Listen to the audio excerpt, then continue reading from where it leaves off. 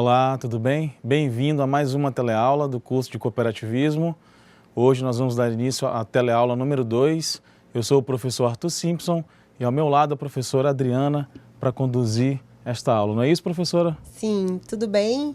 Então hoje a gente está aqui para mais uma aula. Nós vamos ver assuntos bastante interessantes que vão complementar o que a gente viu na aula passada. Professor Arthur? Muito bem, então vamos dar início aí à nossa aula. Primeira coisa que a gente vai ver, qual que é o conteúdo que nós vamos estudar na aula de hoje, tá? Basicamente, gente, nosso conteúdo são o que? As ferramentas do marketing, tá? Nós veremos aí cerca de quase 8 ferramentas do marketing. Essa análise SWOT aqui, que para você agora está parecendo um pouco estranha, mas ela também é conhecida como análise fofa, tá? Matriz fofa, também faz parte do conteúdo da aula de hoje. Dando continuidade, o próximo conteúdo será plano de marketing. A gente vai ver passo a passo para a sua elaboração, bem como para a pesquisa de mercado, certo? Os objetivos da nossa teleaula quais são? O primeiro deles é conhecer os conceitos e ferramentas básicas de marketing. O próximo, entender os conceitos básicos relativos ao desenvolvimento de planos de marketing. E por último, estudar a efetividade da contribuição do marketing para o setor cooperativista. Para dar início, portanto, falamos primeiro sobre ferramentas do marketing. Qual que é a primeira ferramenta que o marketing utiliza nas suas práticas? Gente, a primeira ferramenta chama-se benchmarking. Professor, o que é isso, professor? Benchmarking. Basicamente, é um referencial comparativo, tá? O que significa aqui benchmarking? Tá? É a busca das melhores práticas na indústria que conduzem ao desempenho superior. É visto como um processo positivo e proativo, por meio do qual uma empresa examina como outra realiza uma função específica a fim de melhorar a forma de realizar a mesma função, ou uma semelhante. O processo de comparação do desempenho entre dois ou mais sistemas é chamado, portanto, de benchmarking, e as cargas usadas são chamadas de benchmark. O que vem a ser, portanto, falando em palavras mais comuns, o que vem a ser o benchmark? É quando você compara suas práticas da sua empresa com práticas de sucesso de uma outra organização. Como, por exemplo, você tem uma cooperativa no setor de crédito, tá? E você percebe que existe uma outra cooperativa em uma outra cidade, em um outro estado, que tem práticas de gestão que são práticas reconhecidas, que são práticas sustentáveis, que são práticas eficazes. E você olha para aquela prática e você também quer aplicar na sua organização, tá? Na nossa vida é muito comum a gente sempre se comparar com alguma outra coisa, com aquilo que a gente tem. Então, quando você tem um celular, você compara com o celular do seu colega, porque ele é melhor ou porque ele é pior. As empresas também fazem a mesma coisa, tá? E isso a gente chama de benchmark. Professor, e quais são os tipos de benchmark? Os tipos a gente vai ver no próximo slide. O primeiro tipo de benchmarking é o benchmarking competitivo. Quais são suas principais características? Bom, ele se caracteriza-se por ter como alvo específico as práticas dos concorrentes, ou seja, esse benchmarking aqui, ele vai avaliar, ele vai verificar as práticas dos concorrentes, quem são os principais concorrentes, tá? Então você vai querer imitar as práticas desse seu concorrente. Na prática, é o menos usual, uma vez que é quase impossível as empresas se prestarem a facilitar dados ligados diretamente à sua atividade para a concorrência. Por isso, muitas vezes é necessário contratar uma consultoria externa para obter informações sobre o benchmarking competitivo. Como você viu aí no slide, na leitura que eu acabei de fazer, o que significa esse benchmarking competitivo? É quando você basicamente vai fazer uma comparação com a empresa que atua no mesmo ramo de atividade que você vai atuar. Tá? Então, se você tem uma cooperativa no setor de agropecuária, por exemplo, você vai procurar qual que é uma outra cooperativa que seja concorrente à sua e você vai identificar quais são essas práticas. Mas, professor, será que é fácil uma empresa concorrente expor as suas práticas? Claro que não. Justamente por isso é mais comum as organizações realizarem consultoria externa. Tá? Com essa consultoria, ela consegue ter uma visão desse benchmarking competitivo.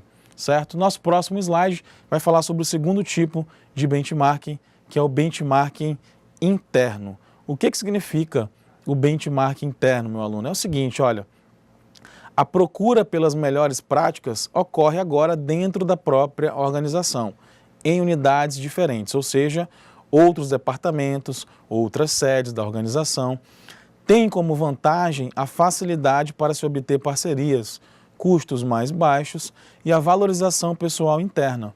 A grande desvantagem, o ponto fraco, é que essas práticas estarão sempre impregnadas com os mesmos paradigmas, isto é, vai ser uma prática já defasada. Esse é o tipo mais utilizado de benchmarking interno. Portanto, a organização ela vai verificar práticas que são práticas sustentáveis, que são práticas de qualidade dentro da sua própria organização. Então, imagine uma empresa que atua na região norte, tá? Ela faz parte dos 7 estados da região norte. Ela tem sede nas 7 capitais da região norte. O que vai acontecer? Ela vai verificar qual da sua sede, utiliza prática sustentável. E ela vai utilizar essa prática, vai copiar, e isso é muito mais fácil para a organização, isso tem um custo muito mais baixo para essa organização. Portanto, é uma prática bem utilizada, o benchmarking interno.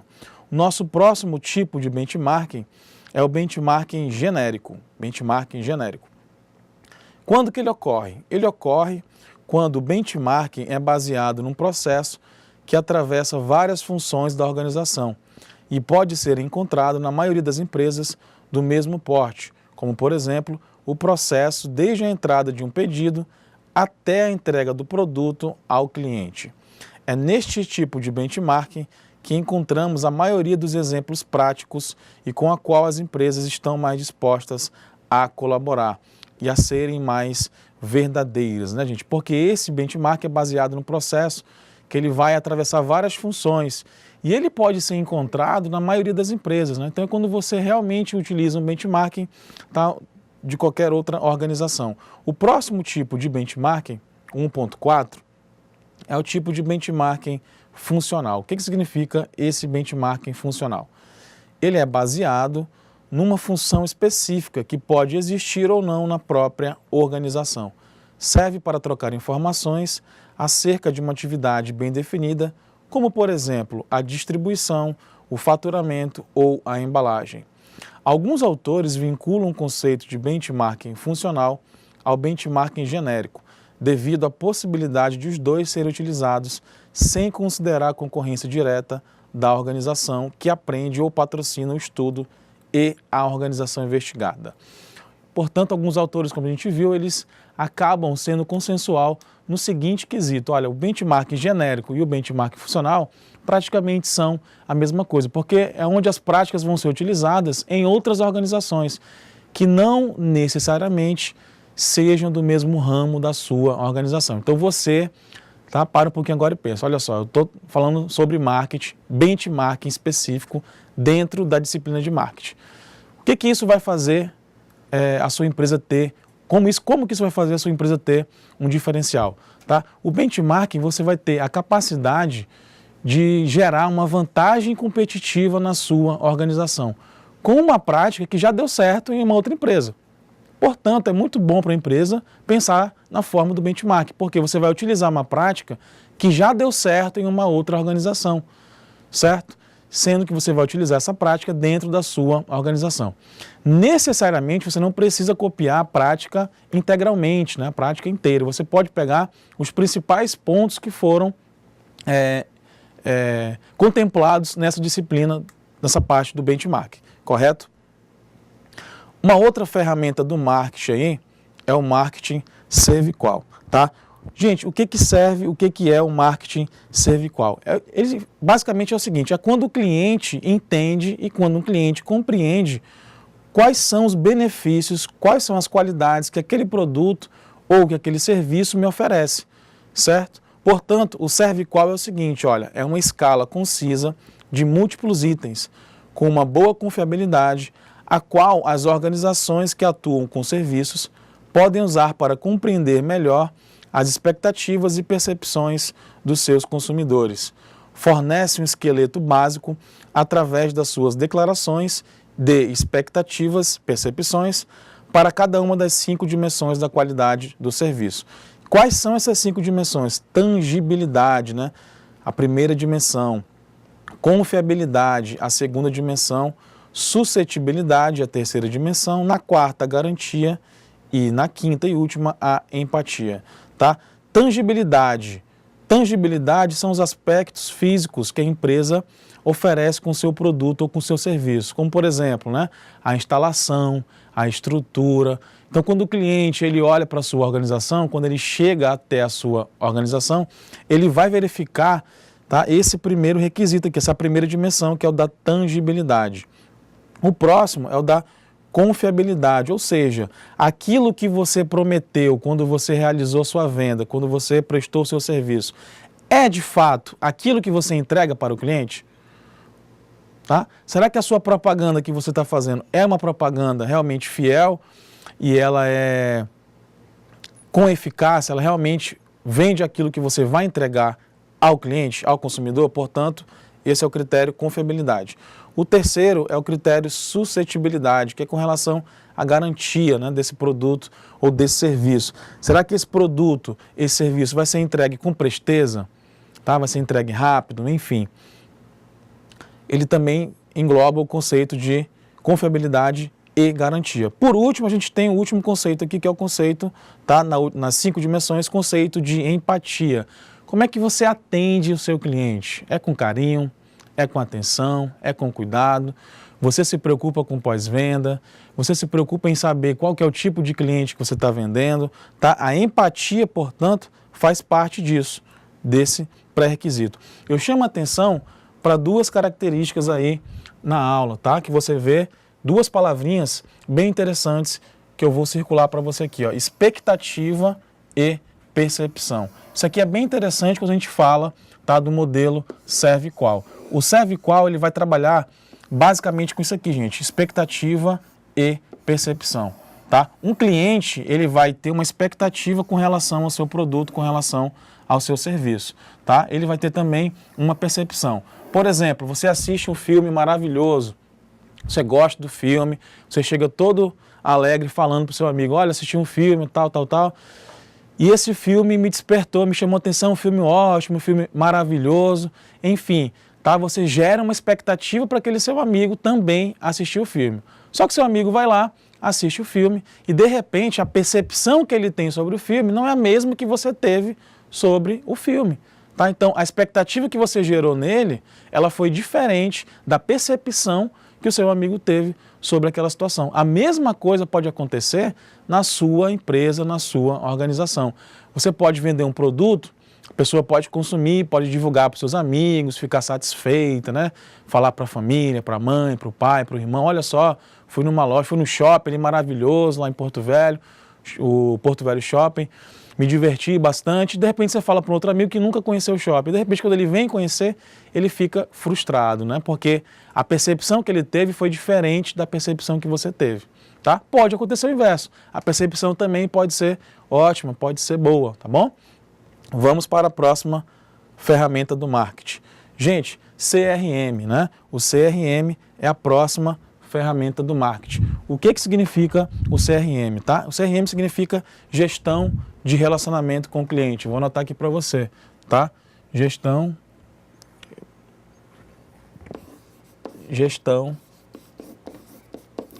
de relacionamento com o cliente. Gestão de relacionamento, ficou embaixo aqui, com o cliente. Tá? CRM significa isso. Ficou um pouquinho embaixo, mas dá para a gente visualizar, certo? Esse é o conceito de CRM. O que é isso? É uma integração de processos, volta aqui, é uma integração de processos de produção, de distribuição, de vendas e marketing de forma orientada ao cliente.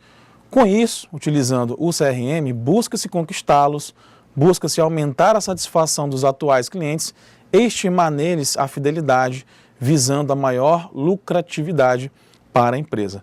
Mais do que uma ferramenta, o CRM é uma filosofia de gestão baseada em marketing de relacionamento, tá? Existem diversas soluções tecnológicas disponíveis no mercado para suportar o conceito original de relacionamento. Basicamente, o CRM significa o quê? Quando você captura dados, tá, do seu cliente. Por exemplo, você vai ter uma cooperativa de crédito, certo? Então você precisa conhecer o comportamento do seu cliente, você precisa conhecer que dia que ele compra mais, que dia que ele compra menos, qual dia que ele vai fazer a compra, qual dia que ele não faz, qual o horário, se ele vem sozinho, se ele vem com a sua família, se ele vem, enfim. O CRM ele vai te dar essa possibilidade, tá, de conhecimento a respeito do seu cliente. Então, várias características do cliente, elas vão ser disponibilizadas no CRM. E é uma ferramenta, né? Como a gente viu, é mais que uma ferramenta, é uma filosofia de gestão de marketing. A empresa se apropriar desse mecanismo do CRM, porque ele vai ser elementar para a organização como uma forma de fazer uma gestão eficiente, tá, e um relacionamento eficaz com os seus clientes. Portanto, mais uma vez, o CRM ele vem para captar, tá, informações a respeito do seu cliente. Tá? Quem é o seu cliente, como que ele compra, onde que ele compra, qual horário que ele compra mais, qual horário que ele compra menos, enfim. Todas essas informações a respeito do seu cliente. Nossa próxima ferramenta é a ferramenta SWOT ou ferramenta FOFA, conhecida como oportunidades, fraquezas e ameaças. Gente, o que vem a ser essa ferramenta FOFA? É uma ferramenta que é um sistema de análise de ambiente que, por sua facilidade de compreensão e uso, é utilizada em diversos negócios. O objetivo é entender o cenário momentâneo e identifica o posicionamento das marcas ou produtos que faz parte da análise. É uma ferramenta muito utilizada na área de planejamento estratégico, análise SWOT ou VOT, tá? Ou mais conhecida como matriz FOFA, análise FOFA. O que ela traz para a gente? Ela traz o seguinte, olha, como vocês podem ver aí, tá? O nome SWOT é dessas siglas aqui em inglês, ó, Strengths, Weaknesses, Opportunities e Threats, tá? Ela é uma ferramenta nessa sigla do inglês, mas traduzindo para o português, ela ficou conhecida como forças, fraquezas, oportunidades e ameaças.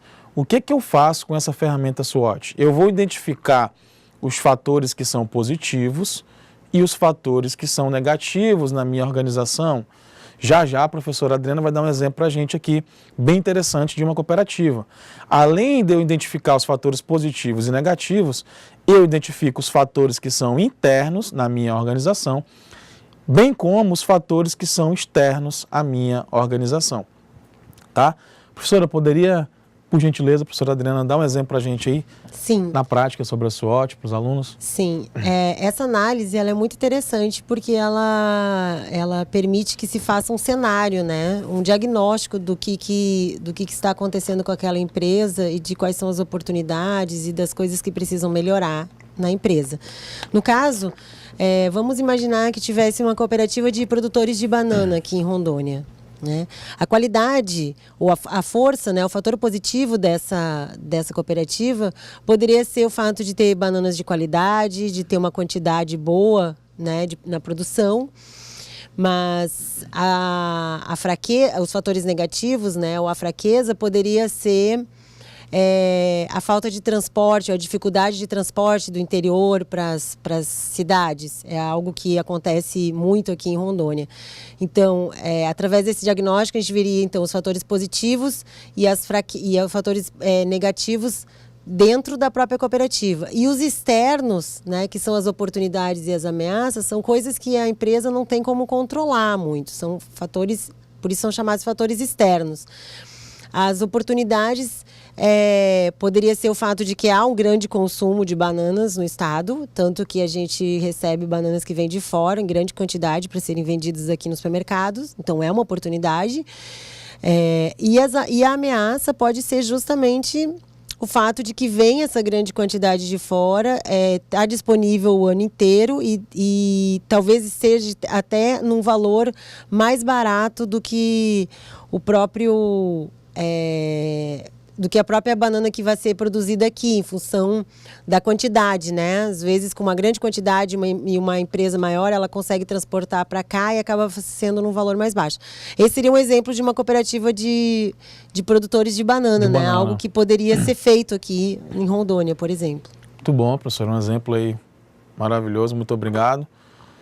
E mais alguns exemplos que a gente vai ver aqui agora no próximo slide, falando também da matriz fofa, tá? Nesse próximo slide, a gente traz realmente as forças e as fraquezas dessa organização. Aqui alguns exemplos, além daquele exemplo que a professora Adriana falou pra gente. O que mais, gente, pode ser considerado, nesse exemplo, já que a professora falou, de uma cooperativa de banana, como força? Por exemplo, a boa imagem que essa organização passa para a sociedade onde ela está inserida, tá? A boa imagem, a qualidade do produto, essa banana é excelente, uma banana de muita qualidade, uma banana que é vendida para fora do estado, enfim, tá? Então isso realmente também é uma força. A tecnologia própria, de repente você consegue desenvolver uma própria tecnologia e aplicar essa tecnologia no seu negócio, certo? Então nós vimos agora as forças aqui na matriz SWOT, na análise fofa. Vamos ver agora as fraquezas. O que pode ser considerado fraqueza na minha organização, tá? Por exemplo, eu posso ter uma falta de formação dos funcionários. De repente, eu me encontro num cenário onde eu não consigo ter uma formação adequada ao nível de produção que exige da minha organização. Então, de repente, essa falta de formação dos funcionários, ela é vista como uma fraqueza na organização. O interessante é que você torne a fraqueza uma fortaleza, tá?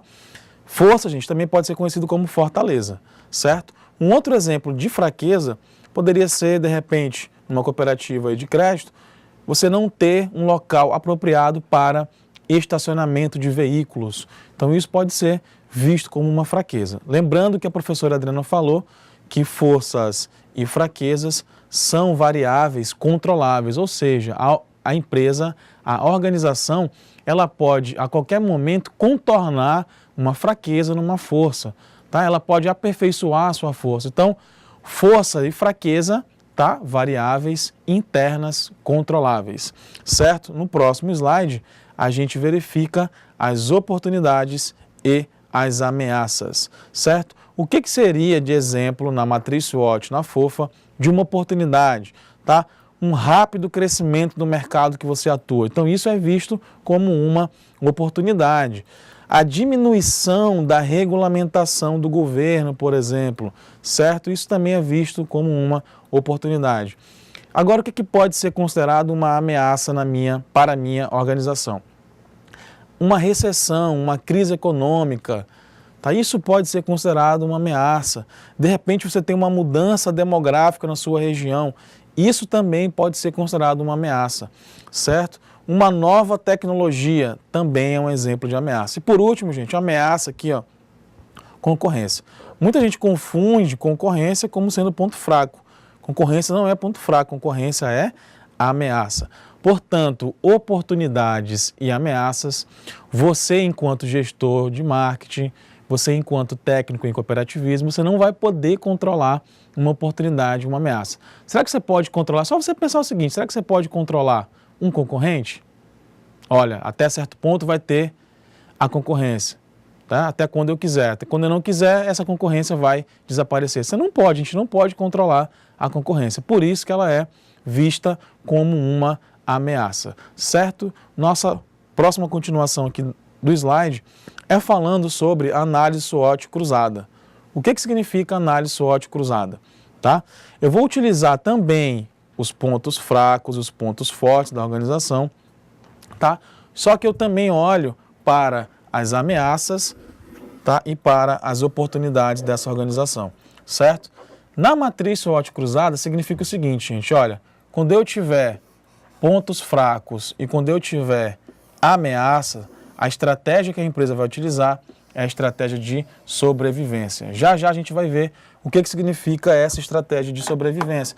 Mas eu já antecipo para vocês que é uma estratégia que a empresa adota para que ela sobreviva, para que ela se mantenha competitiva no mercado. Por isso que o nome é estratégia de sobrevivência, certo? Então, quando eu tenho ameaças e pontos fracos, eu vou ter a estratégia de sobrevivência. Agora, quando eu adotar a estratégia de pontos fortes no meu ambiente interno, eu tenho pontos fortes, e no meu ambiente externo eu tenho ameaças, a estratégia que eu vou adotar é a estratégia de manutenção.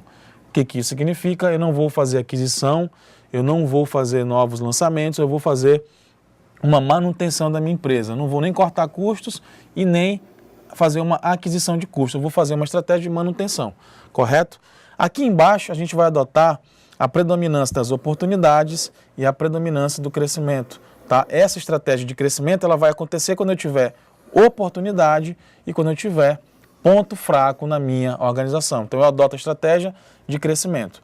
Por último, a última estratégia de desenvolvimento é quando uma organização ela tem ponto forte, tá? Como a gente vai ver aqui em cima, por exemplo, tá? Aqui, ó, ponto forte, certo?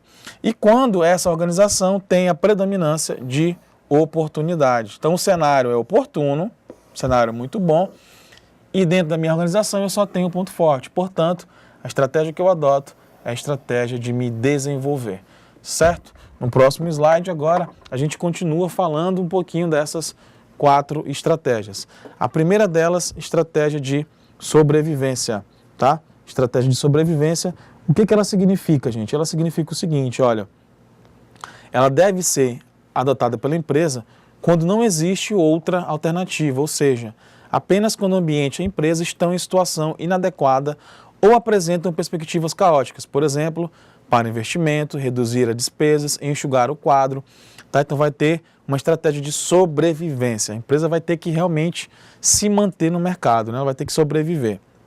A próxima estratégia é a estratégia de manutenção. Significa o seguinte, olha, é um ambiente com predominância de ameaça, como a gente viu agora no slide anterior, e embora a empresa possua pontos fortes, mas é uma estratégia, um ambiente externo de ameaça. É uma estrutura preferível quando a empresa está enfrentando ou espera enfrentar dificuldades, certo? Estratégia de manutenção. A próxima estratégia é a estratégia de crescimento, que ela significa o seguinte, olha, embora essa estratégia apresente pontos fracos, o ambiente está proporcionando situações favoráveis, que podem se transformar em oportunidades. Por exemplo, uma inovação, uma internacionalização, tá? Uma joint venture, que é uma fusão de uma empresa mais a outra, tecnologia mais capital e uma expansão dessa organização. Portanto, na estratégia de crescimento, você vai adotar, tá? Uma estratégia de expansão na organização. Por último, a última das 4 estratégias chama-se estratégia de desenvolvimento, tá? Ela ocorre quando a empresa procura maiores vendas, levando seus produtos e serviços a novos mercados. Portanto, pode haver a abertura de novos mercados geográficos ou a atuação em outros segmentos do mercado atual. Geralmente, essa estratégia, a empresa vai procurar se aprimorar, se desenvolver, tá? Ela vai ter uma expansão significativa aí, certo? Professor, pode falar, professora. Eu gostaria só de dar um alô aqui para os alunos de algumas escolas que estão com a gente aqui no chat. A Escola 7 de Setembro de Espigão do Oeste, a Escola Américo Brasiliense de Almeida e Melo do Distrito de Migrantinópolis, Rolim de Moura. Também um alô para os alunos da Escola Dona Benta, Distrito Novo Riachuelo de Rondônia, Ji-Paraná. E da Escola Marechal Rondon, Corumbiara, Cerejeiras. Também temos a Escola Emburana, do Distrito Estrela de Rondônia, de Ji-Paraná. E a Escola Paulo Freire, de Presidente Médici. E ainda a Escola Bandeirantes, de Nova Califórnia, Extrema. Todas essas escolas estão aqui no chat e eu convido vocês também para vocês participarem no chat, principalmente depois da nossa atividade de sala, ok? Muito bem, obrigado pela participação de vocês aí. Vamos com tudo, viu, galera? Vamos com tudo que a disciplina promete. Bom, para a gente fazer alguma revisão sobre essas 4 estratégias, eu vou aqui para o quadro e vou falar o seguinte para você. Olha, só você lembrar, eu falei que no cenário, tá, de ameaças e um cenário de oportunidades. Então, para cada ameaça, eu vou ter um ponto forte e eu vou ter um ponto fraco, certo?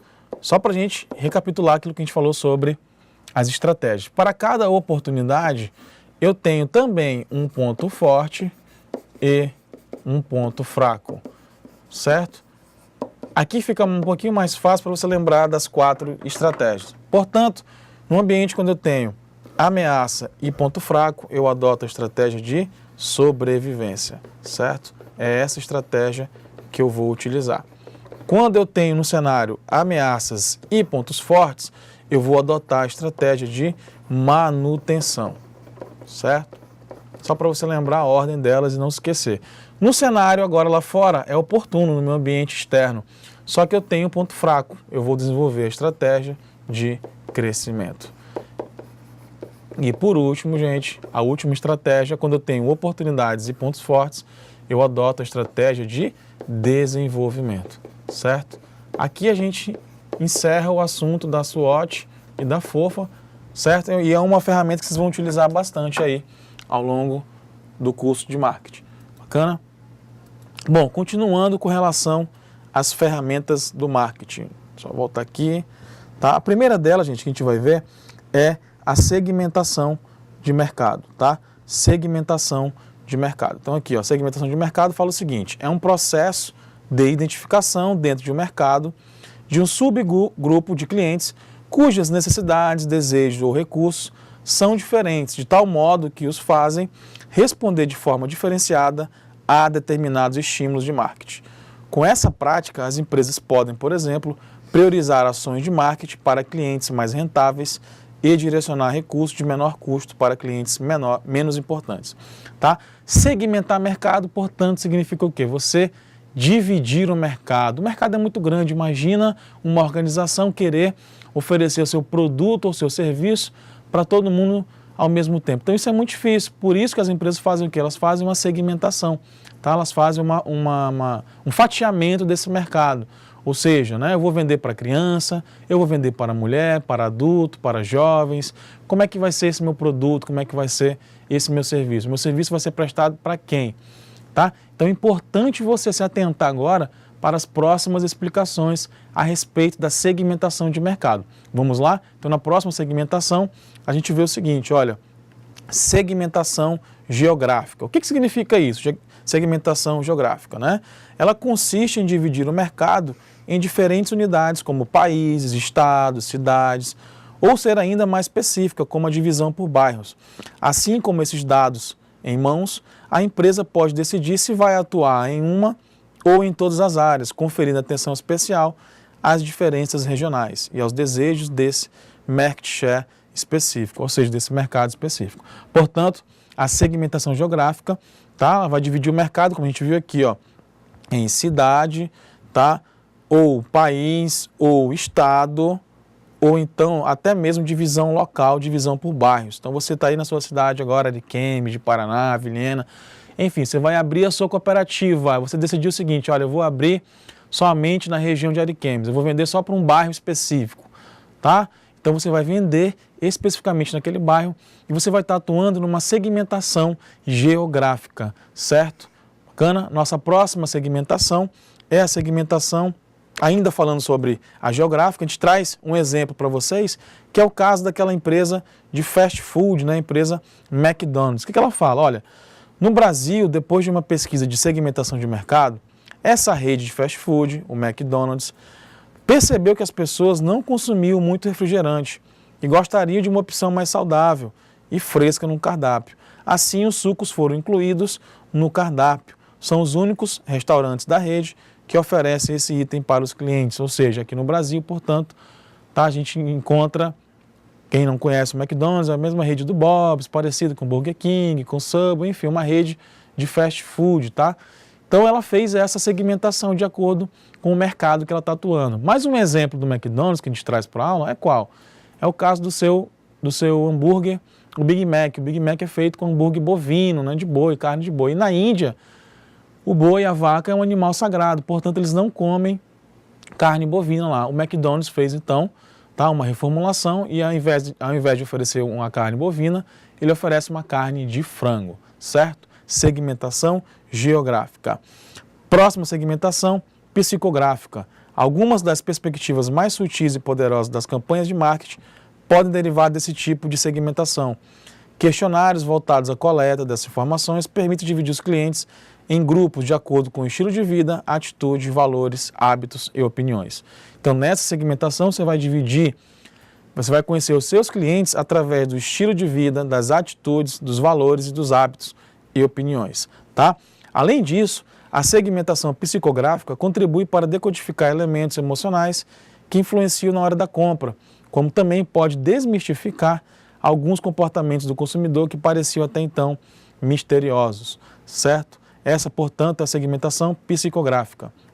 Segmentação comportamental. Essa segmentação revela a maneira com que os clientes se relacionam com sua marca ou serviço. Por exemplo, onde compram e com qual frequência.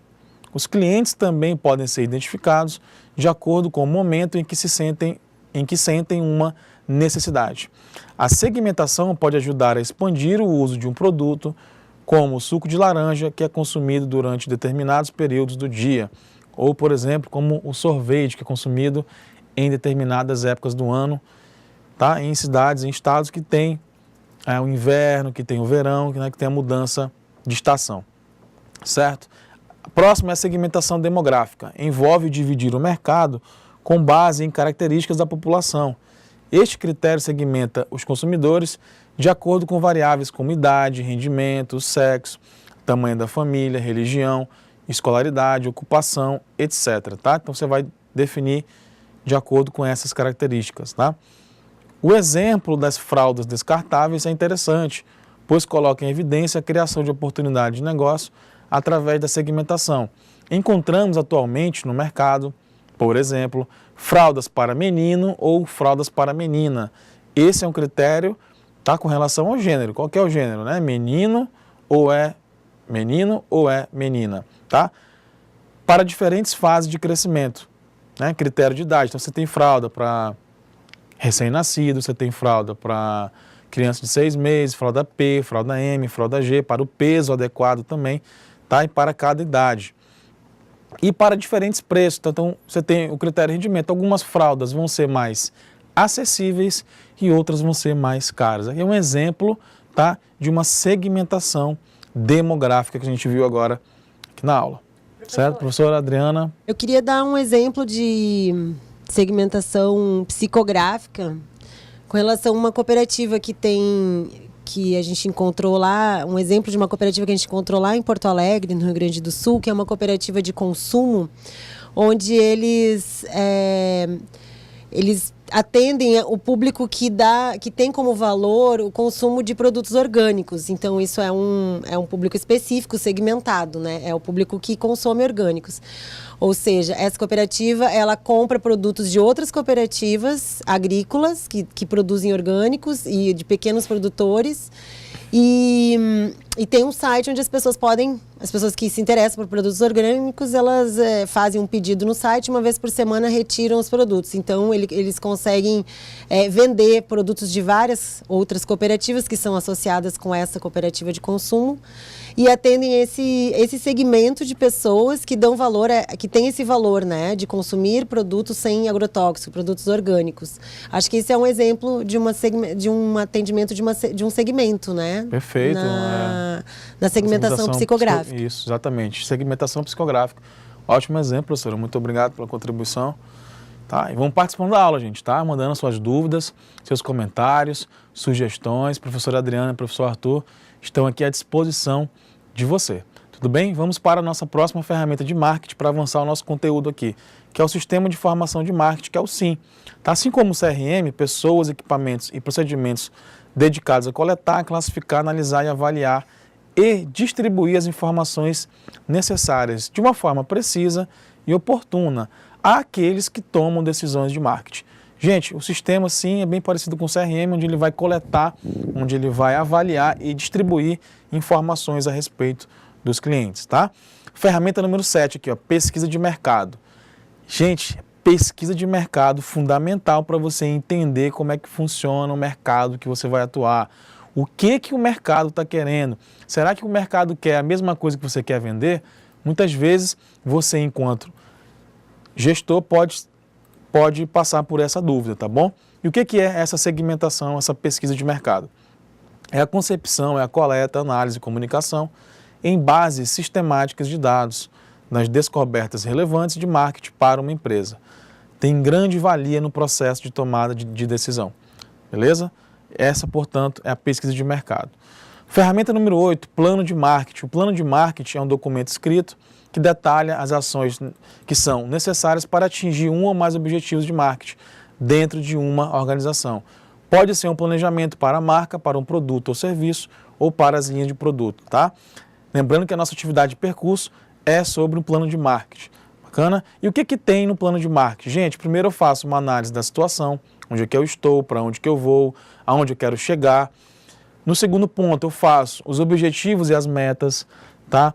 Os objetivos vão ser aquilo que eu quero conquistar e as metas são quantificáveis. Geralmente elas vêm em números, tá bom?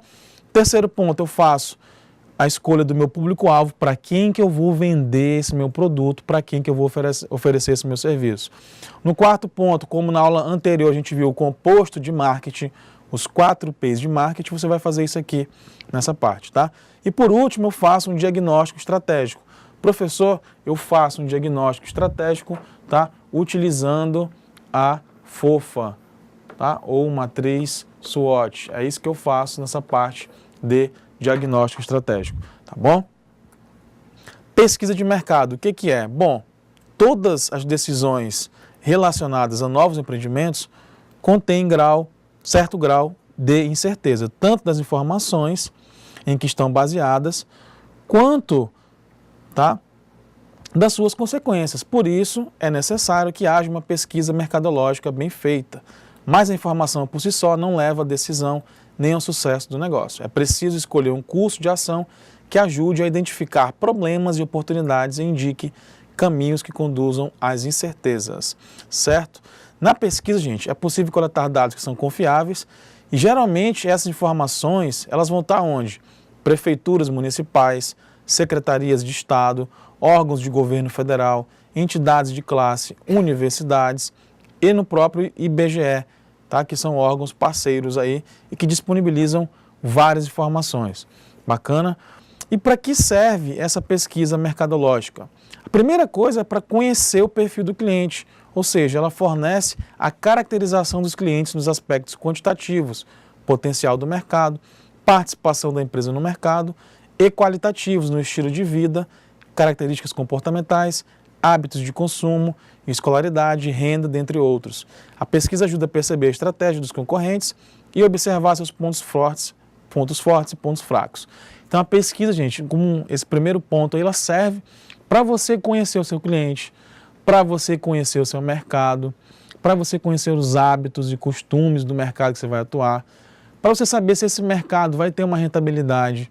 De repente você abre a sua empresa, a sua cooperativa, e você não consegue ter um público bem definido, você não consegue ter uma demanda à altura da sua produção de produtos ou não consegue ofertar o seu serviço de uma maneira eficiente, de uma maneira eficaz. Então a pesquisa vem para você entender os aspectos qualitativos, né, se vai ter realmente aquela população em número, né, aspectos qualitativos e aspectos quantitativos, desculpa, e aspectos qualitativos, né, com estilo de vida, os hábitos, a cultura daquele local que você vai estar abrindo a sua empresa. Bacana, para isso que serve a pesquisa. Além disso, a pesquisa serve para analisar os fornecedores e as empresas que fornecem produtos e serviços, sistema de vendas e distribuição, política de preço e cobrança, qualidade dos produtos e serviços. O objetivo é possibilitar ao empreendedor a avaliação comparativa dos seus potenciais fornecedores e, a partir de certos critérios, definir a classificação deles para orientar o processo de compras ou, se for o caso, terceirizar suas atividades, tá? Gente, definir seu público-alvo, isso aqui é importante para você que vai abrir a sua cooperativa, a sua organização. Como é que eu defino? Tá? Quando eu lanço um produto no mercado, a empresa deve saber quem será o seu público-alvo. Isso é essencial, porque os produtos existem, em primeiro lugar, para satisfazer as necessidades dos clientes. Imagina você oferecer um produto onde você não vai atender a nenhuma necessidade, a nenhum desejo de um cliente. Tá? Esse produto vai ser um fracasso.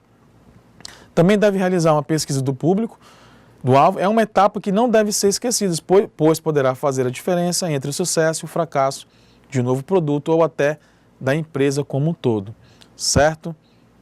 Quais são as etapas da pesquisa? Primeiro passo, definir o objetivo da pesquisa, o que você quer descobrir com ela, ou seja, pode ser para definir a qualidade e a variedade dos produtos, ajustar preço, ou dimensionar o tamanho da equipe de vendas, por exemplo. Esse é o primeiro passo. No segundo passo, estabelecer quem é o público-alvo da pesquisa. Mais uma vez, a gente está vendo aqui quem é o público-alvo, né? São os fornecedores, são os consumidores, são os concorrentes, enfim. O público é definido com base no objetivo da pesquisa, correto?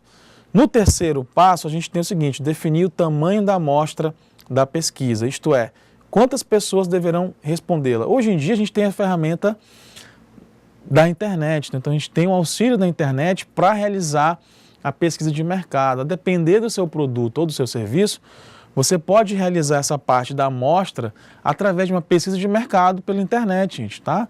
Basta você fazer um formulário lá no Google e disponibilizar na sua rede de contatos, na sua rede social. Você consegue, portanto, fazer uma amostra da sua pesquisa de mercado. O quarto passo, elaborar um roteiro básico de perguntas. Essas perguntas devem ser como, professor?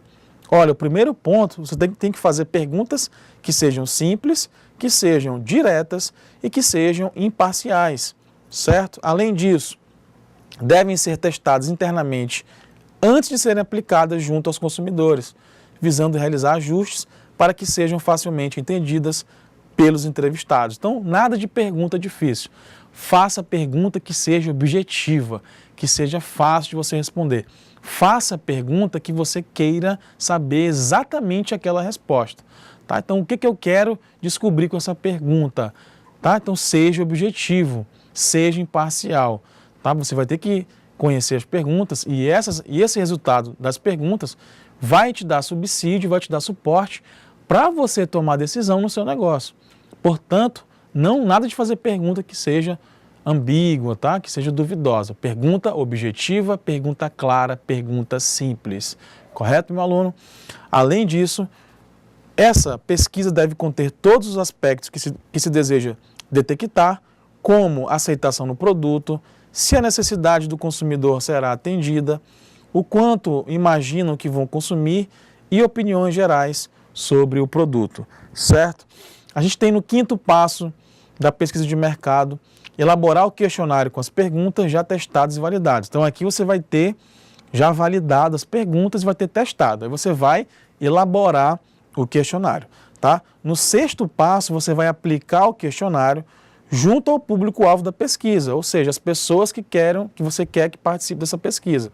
Então se você vai abrir uma empresa local na sua região, na sua cidade, o interessante é que você aplique esse questionário junto a esse público-alvo, tá bom?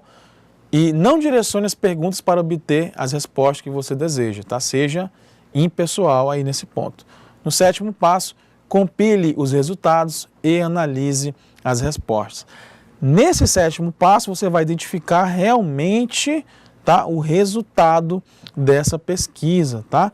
Então, realmente essa pesquisa ela me deu subsídio para quê? Quais foram os resultados que eu encontrei?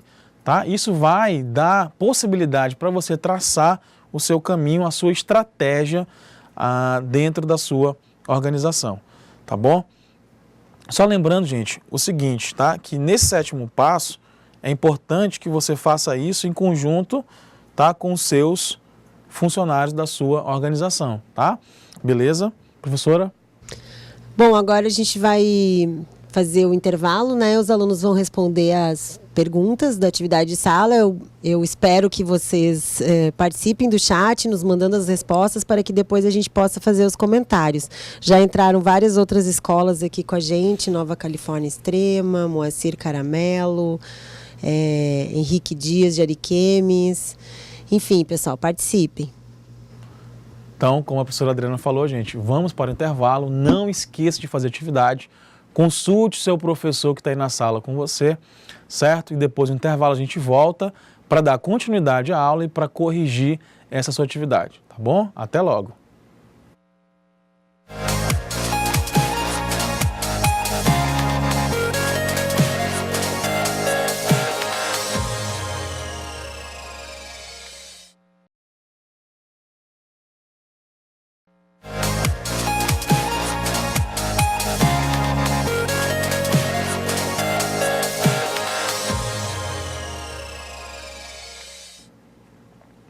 Retornando às atividades, vamos dar prosseguimento aqui na aula. Tudo bem? A gente estava falando sobre a pesquisa de mercado e suas etapas. Agora vamos falar sobre publicidade e propaganda. Tudo bem? Vamos dar continuidade aqui.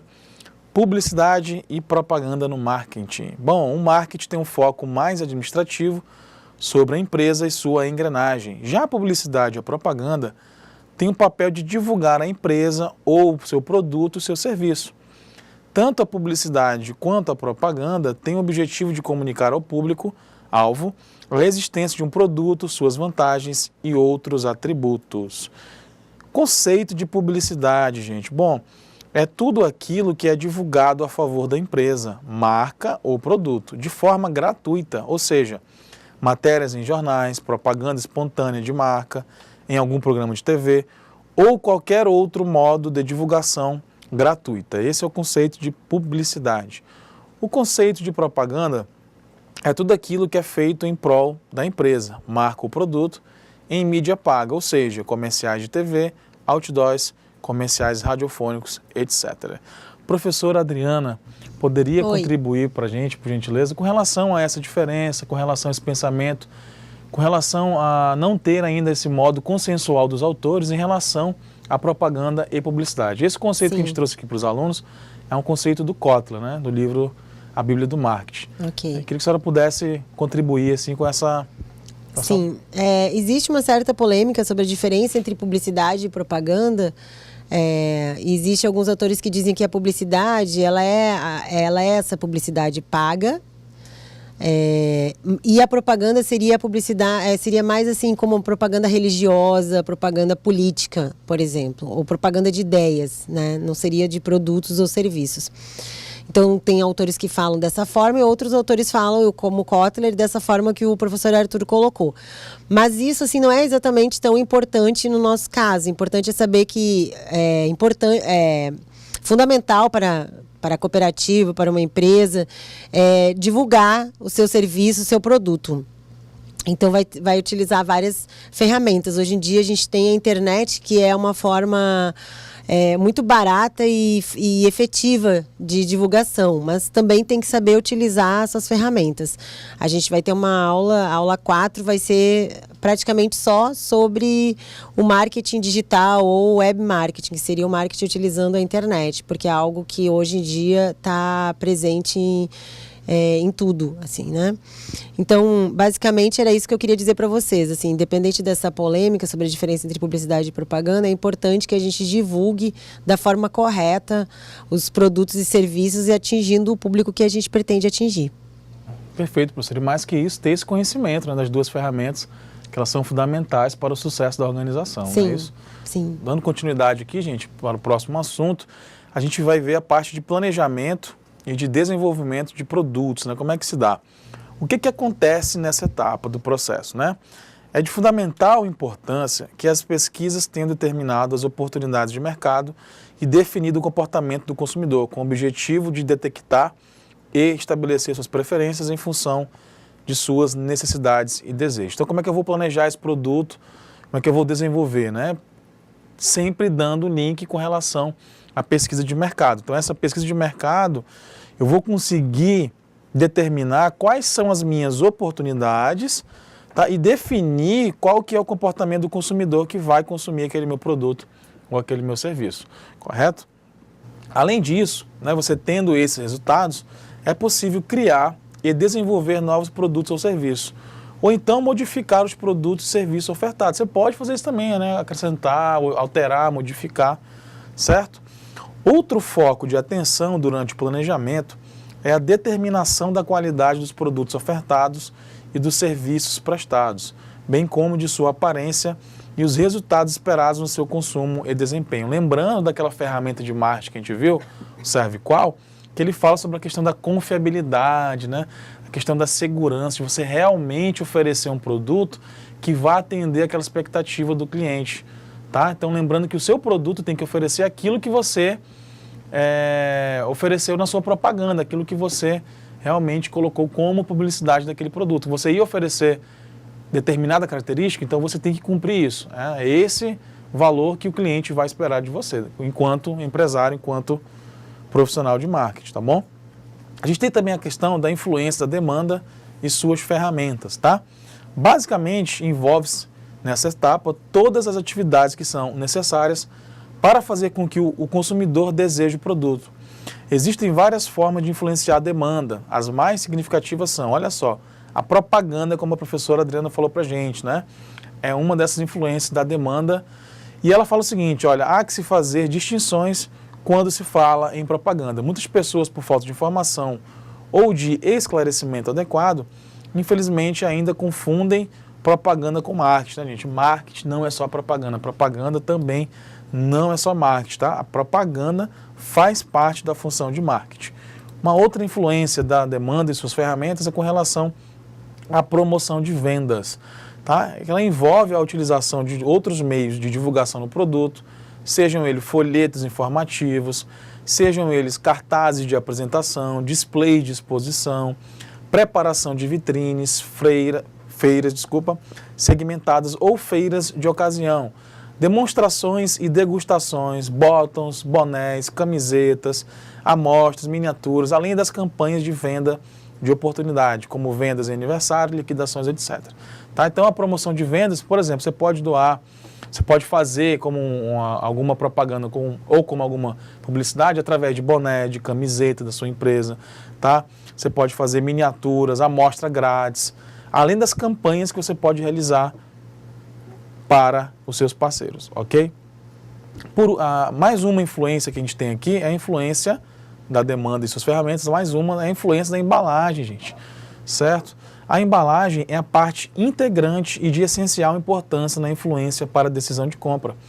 Ela não apenas contém o produto, mas notadamente estimula seu consumo, a definição de cores, imagens, formatos e tamanhos em que se apresenta, bem como os materiais especificamente utilizados na produção da embalagem, fazem parte desse processo. Então, a embalagem seria a apresentação, seria ali o primeiro contato com o seu cliente, né? Você que for vender um produto, claro, né? Então, essa embalagem ela tem que ser atrativa, ela tem que ser diferenciada, ela tem que ter informações suficientes para o cliente conhecer aquele produto, as suas principais características. E mais do que isso, a embalagem tem que atrair o consumidor até o seu produto, tá? Então tem que ser atrativa, certo? Eu acho que na próxima aula, se não me engano, né, professora, a gente vai falar um pouquinho sobre a questão da marca, da embalagem, né? Sim, sobre a gente esse vai fator falar. Diferencial para as empresas, né? A gente vai falar sobre marca, que é algo muito importante também, né? Junto com a embalagem é a marca, né? A primeira coisa que você vê de um produto é a sua marca. É bastante importante, a gente vai falar sobre isso na próxima aula. Certo, obrigado, professora. Bom, agora a gente vai ver as 7 ferramentas tradicionais de comunicação social. Tá na última parte da aula aqui, já para finalizar, quais são essas 7 ferramentas que a gente utiliza para se comunicar socialmente, né, dentro das organizações? Bom, a primeira coisa que você pode fazer, a professora falou um pouquinho sobre a questão da internet, né, mas a gente vai falar aqui agora das ferramentas tradicionais. A gente não vai citar ainda a questão do web marketing, certo? Então, as ferramentas tradicionais de comunicação social são as seguintes: como é que você pode se comunicar, como é que você pode fazer o seu marketing? Através de anúncios impressos.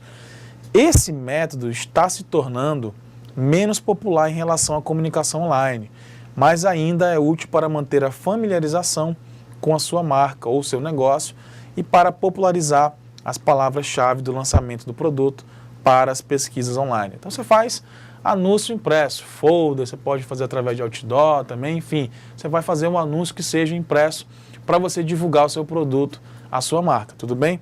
A próxima ferramenta é o kit de imprensa, né? Esta coleção de materiais pré-embalados, enviada a pessoas de comunicação social, constrói credibilidade com os editores e escritores dos jornais e os ajuda a contar histórias interessantes sobre si e seu produto. Então você vai enviar um kit para a imprensa, para as pessoas que trabalham com a comunicação, rádio, TV, internet, enfim. A terceira ferramenta que a gente chama de artigo impresso. Tá? O que é um artigo impresso? Tá? São artigos ou trabalhos técnicos em jornais, agora também são disponibilizados online. Por isso, enche o seu artigo com palavras-chave planeadas e web links, de forma a atrair potenciais clientes para o seu site. Tá? Então aqui a gente vê os artigos impressos que também são utilizados na questão da internet. A gente não vai falar basicamente que da internet não, porque é o tema da nossa quarta aula, tudo bem? A quarta ferramenta chama-se publicidade endereçada, né? Como é que vai funcionar essa publicidade endereçada, né? Isso ainda pode ser uma ferramenta eficaz para o lançamento de um produto, especialmente porque os seus concorrentes mudaram o foco para as caixas de entrada digitais.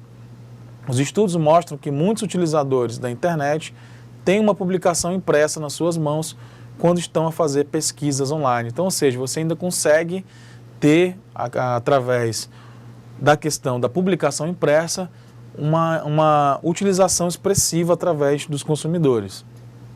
A quinta ferramenta é o discurso comercial.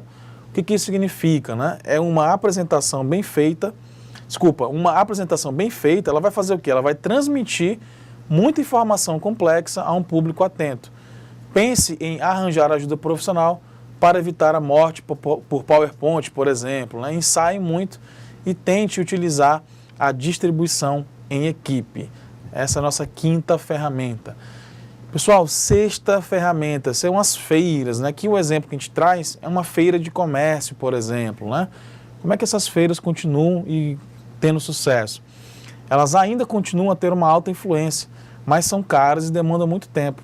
Certifique-se de que o seu pessoal está formando e que o follow-up das leads é forte, ou seja, ou vai perder dinheiro aqui mais rapidamente do que em qualquer outro lado, certo? As feiras, elas são muito boas para você ter um certo conhecimento da área que você vai atuar, tá? Então, feiras de comércio, você só vai encontrar as empresas que atuam naquele seu segmento. Então, você vai conseguir ter um networking muito positivo.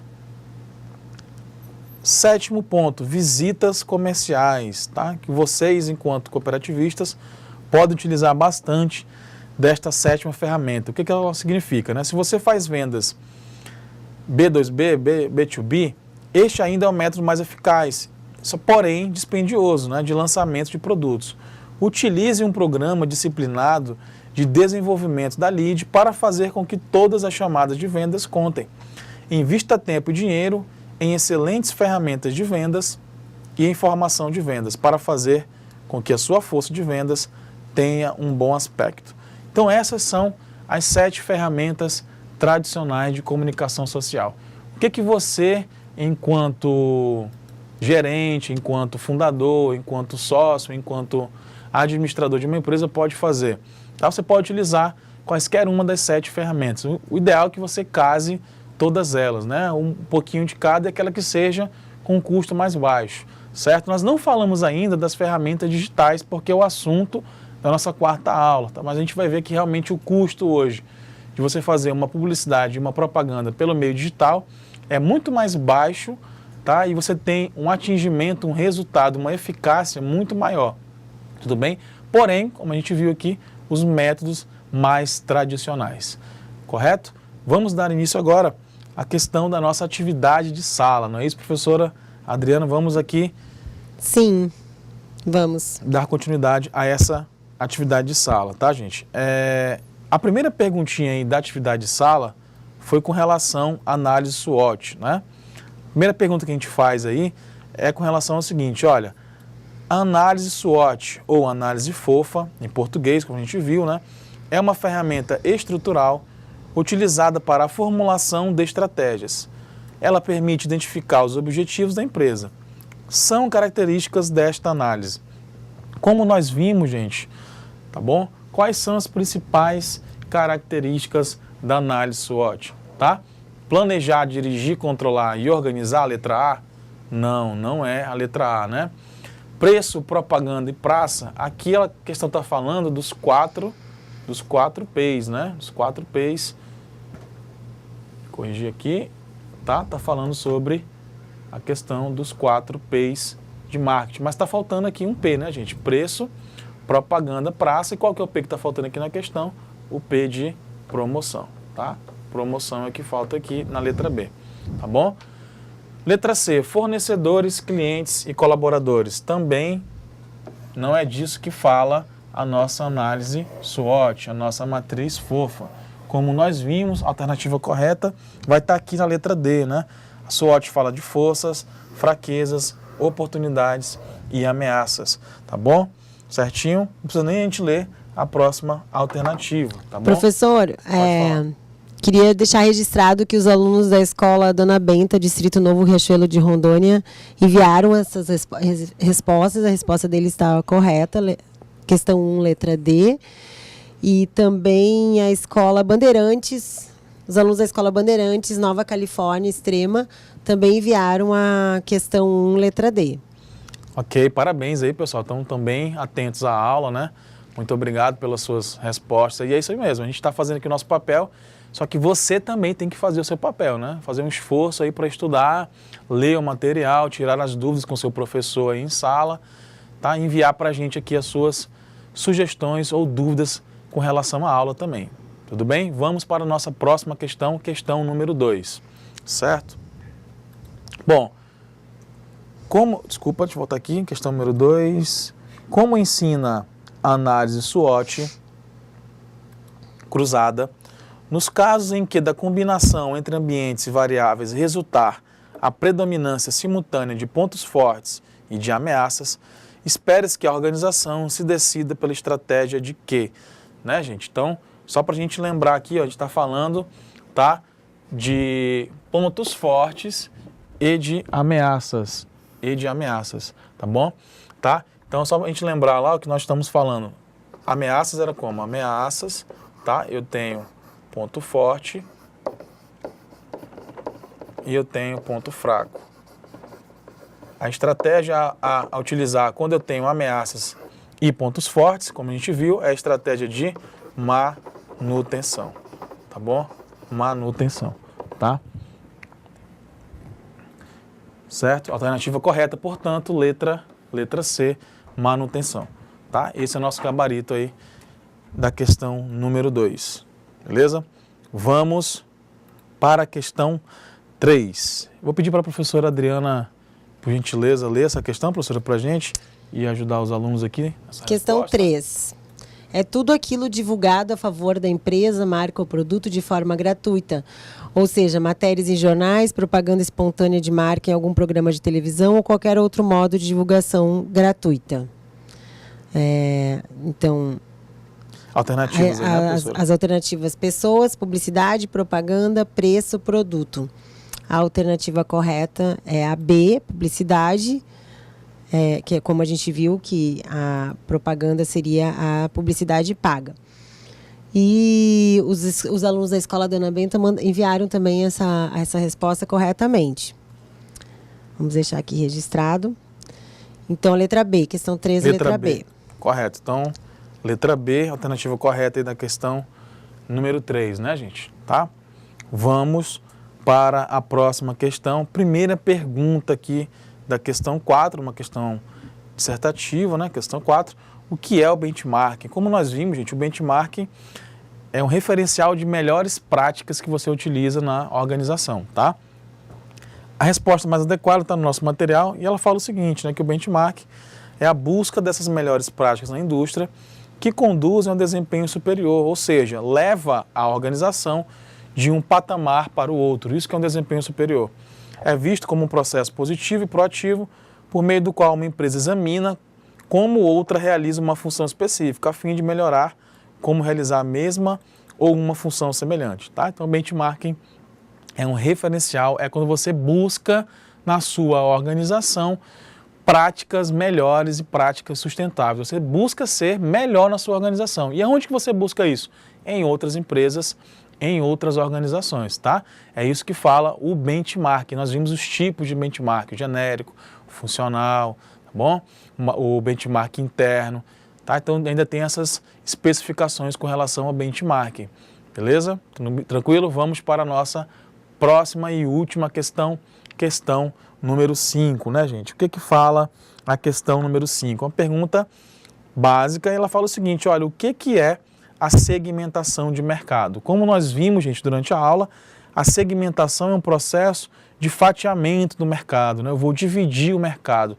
Não tem como eu pegar o mercado como um todo. Portanto, quando eu vou segmentar, eu vou especificar qual o público que eu quero atuar. A resposta mais condizente é essa aqui, né? Que a segmentação é um processo de identificação dentro de um mercado, de um subgrupo de clientes, cujas necessidades, desejos ou recursos são diferentes de tal modo que os fazem responder de forma diferenciada a determinados estímulos de marketing, tá?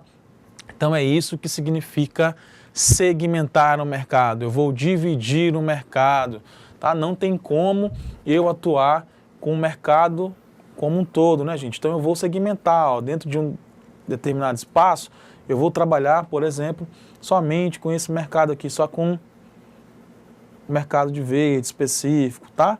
Eu posso fazer uma segmentação, uma divisão. Não tem como eu abraçar todo mundo e utilizar todo o mercado. Então é assim que eu faço, é assim que é a segmentação de mercado, tá? A gente encerra aí a nossa atividade de sala, tá bom? Eu vou passar a palavra para a professora Adriana para saber como é que está a interatividade dos alunos. Professora, você tem mais algumas dúvidas com relação à aula? Quais são as escolas que estão participando conosco, né? Tudo bem? Tudo aí bem. já eu explico a atividade de percurso que é o plano de marketing, certo? Sim, algumas escolas enviaram as respostas estavam corretas e a gente quer agradecer as escolas que estavam participando, né? A Escola Bandeirantes de Nova Califórnia, a Escola Dona Benta, Distrito Novo Riachuelo de Rondônia e de Paraná.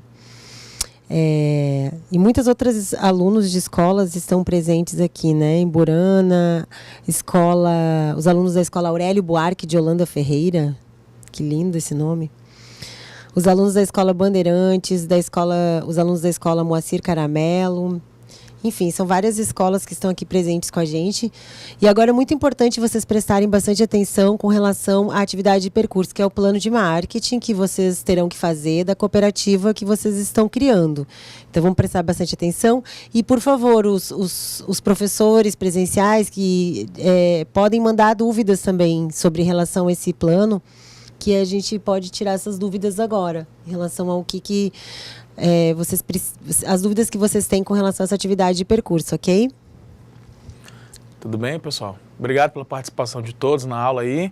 E vamos dar, então, essa explicação do plano de marketing, que alguns alunos estão com dúvida, né? A primeira coisa que a gente vai fazer, gente, no plano de marketing, é de acordo com o que está escrito aqui no slide que foi passado na aula, tá bom? É uma atividade bem simples, bem didática. E a primeira coisa que eu tenho que saber, professora Adriana, o que é um plano? Um plano é o quê, gente? O plano é um documento escrito, tá? É um documento escrito onde eu vou colocar todas as informações referentes à minha organização, tá? Então, nesse plano, ele vai conter necessariamente o quê? Olha só o que diz lá no nosso slide, né? O primeiro ponto que tem que conter no plano é uma análise da situação, certo? Então, você vai fazer o que aqui nessa análise da situação? Você vai contextualizar, tá? Você vai contextualizar aqui a sua organização. Contextualizar. Eu quero que você coloque aqui, na questão da análise da situação, tá? Qual que é o ramo de atividade que você está atuando, por exemplo, tá? A gente viu que tem no cooperativismo 13 ramos de cooperativismo, né? Portanto, escolha um desses ramos aqui e faça essa atividade, né? Professor, olha, o meu ramo vai ser ramo agropecuário, meu ramo vai ser de cooperativa, de crédito, enfim, tá? Então, a análise da situação, você vai conter essas informações aqui a respeito do seu negócio, certo? Esse é o primeiro ponto. No segundo ponto, ponto 2, você vai colocar o quê? Quais são os objetivos e meta? Pessoal, eu primeiro tenho que saber o que é um objetivo. Um objetivo me leva para algum lugar, um objetivo me mostra um horizonte, tá? Então, nesses objetivos, você vai ter que colocar onde você quer chegar, tá? Com a sua empresa, onde você quer chegar. Coloque isso no seu objetivo, tá? Chegar, deixa eu só terminar aqui, chegar, certo? Meta, as metas vão ser quantificáveis, as metas vão ser quantificáveis. Então, a meta, por exemplo, aumentar em 30% o nosso faturamento, conquistar mais 15% no mercado. Então, as metas, geralmente, elas vêm em números, tá? Elas vêm em números mensuráveis, em números quantificáveis, coisa que você pode medir, coisa que você pode mensurar. Meta vem através disso, tá? Por exemplo, seu objetivo, emagrecer, tá? Qual que é a sua meta? Perder 10 quilos. Então, essa é a diferença entre objetivo e meta. No terceiro ponto aqui, a gente tem a questão, tá, do público-alvo. Quem vai ser o meu cliente? Público-alvo. Quem que eu vou definir? Olha só, público-alvo é esse aqui, ó, você focar, tá, no seu cliente, delimitar. Então você vai perceber que a gente viu aqui a questão da segmentação. Você vai ter que segmentar o teu mercado. Quem vai ser os meus clientes? Tá? Quem são os meus clientes? Quem vai consumir o meu serviço? Quem vai comprar o meu produto? É isso que você vai preencher aqui na questão do público-alvo, certo? No quarto ponto, tá? A gente vai falar sobre o composto de marketing, tá? Vocês lembram do composto de marketing que a gente falou sobre a questão, tá, dos 4 P's na aula, né? Dos 4 P's, certo? Então aqui no composto de marketing, você vai colocar os 4 P's: preço, produto, praça e promoção, tá bom? É isso que você vai ter que colocar. Qual o preço que eu vou vender esse meu produto? Tá? Como é que vai ser a promoção? Como é que eu vou divulgá-lo? Qual que é o local que eu vou vender esse meu produto? Então aqui nesse quarto ponto, tá? Todas essas informações, a informação de preço, tá? A informação do local. O local, gente, é a praça, tá? Local é a praça. Praça, ponto de distribuição, certo? Como é que eu vou fazer a promoção desse meu produto? Tá? Como é que eu vou divulgá-lo? São essas informações aí com relação ao composto de marketing. E por último, no quinto ponto, no diagnóstico estratégico, o que você vai fazer? No diagnóstico estratégico, você vai fazer a FOFA, tá? A FOFA. Os pontos fortes, as oportunidades, pontos fracos e as ameaças. É isso que você faz no último ponto. Lá no material de vocês, tá contendo toda essa atividade de percurso de uma forma bem didática, de uma forma explicativa, passo a passo. Assim como eu expliquei para vocês aqui agora, lá na atividade de percurso, o que eu fiz? Eu coloquei passo a passo, nós colocamos, né, professora Adriana e eu colocamos a atividade, está bem delineada com as suas devidas explicações. Portanto, na atividade ela vai estar dessa mesma maneira aqui, nessa ordem. Tá? Eu faço análise da situação, objetivos e metas, público-alvo, no quarto ponto o composto de marketing e por último eu vou fazer o quê? O diagnóstico estratégico, certo? O diagnóstico estratégico eu faço sempre levantando as oportunidades, as ameaças, bem como os pontos fortes e pontos fracos. Quaisquer dúvidas, gente, mandem mensagem para nós que a gente vai ajudar você, auxiliar você nessa atividade. Tudo bem? De hoje, muito obrigado pela sua participação na aula. Tudo bem? Eu vou passar a palavra para a professora Adriana para dar um tchau para vocês aí, se despedir, né, professora? E a gente vai... Então, obrigada por participarem aqui do chat, obrigada aos alunos de tantas cidades que estão aqui, Ariquemes, Rolim de Moura, Presidente Médici, o estado inteiro aqui ligado na nossa aula de gestão de marketing e cooperativismo. E na próxima aula a gente vai falar também de assuntos bastante interessantes, como marca e também sobre o consumidor, o comportamento do consumidor, e que vai ser bem útil para o projeto de vocês da cooperativa. Né? Comecem a tentar fazer esse plano de marketing da cooperativa de vocês, mesmo que vocês achem que esteja errado. Depois mandem as dúvidas para a gente, ok? Obrigada. Até a próxima. Muito bem, professora. Obrigado. Até a próxima aula. Tá? Um abraço para cada um de vocês e até a nossa próxima aula.